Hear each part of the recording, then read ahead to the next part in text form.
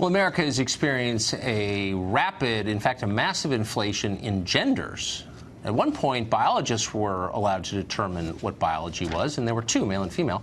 Now, there's agender, bigender, two-spirit, hydra. We could go on forever, literally forever, because the core orthodoxy is that there are infinite genders. But not everyone agrees. Some people believe in science. At their peril, it turns out. Lake Engel is one of them. He's a student at Indiana University of Pennsylvania.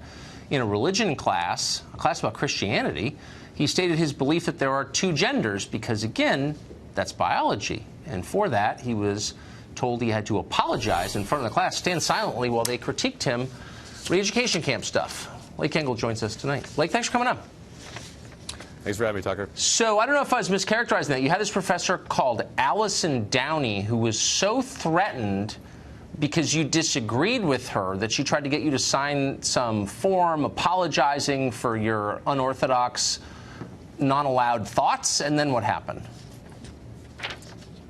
Right, yeah, she asked that I would sign a document complying with her asking me to apologize to the class as well as giving her a written apology. She asked that I would stand in front of the class in silence as I apologized, and then they would give any comments on my outbursts. Did she say what specifically she was so offended by? She didn't like the fact that I disagreed with the subject being pushed in class being more than one gender, male privilege, systemic sexism, and mansplaining. Is mansplaining a measurable thing? I mean, is it a like species of social science studying mansplaining? What is mansplaining anyway? Do you know? Did you learn? I'm not sure. I think it's any time a man speaks, really. Huh. And so no, it isn't measurable. What did you, right, I mean, it's a species of dumbness, really. So, but what did you, it's propaganda, what did you say about gender that made her so mad, specifically? Well, I first referenced entities like The Economist who have debunked the myth of the 77 cents on the dollar wage gap. And I also stated that biologists don't agree that there are more than two genders. They don't believe that there are 72 genders or more across the board. Most of them disagree, and she really didn't appreciate that.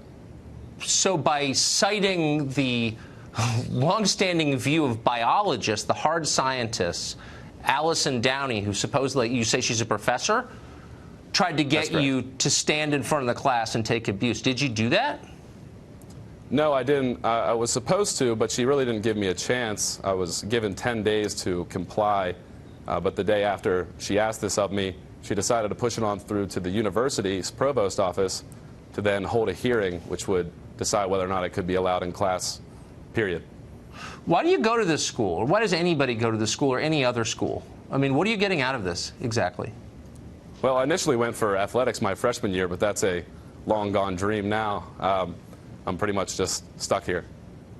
Man, I wish I could hire you. I would encourage you and anyone else who has any experience like this to drop out and join the workforce. It's not worth it. This is a joke. It's a bubble, and we're all going to realize that in 10 years.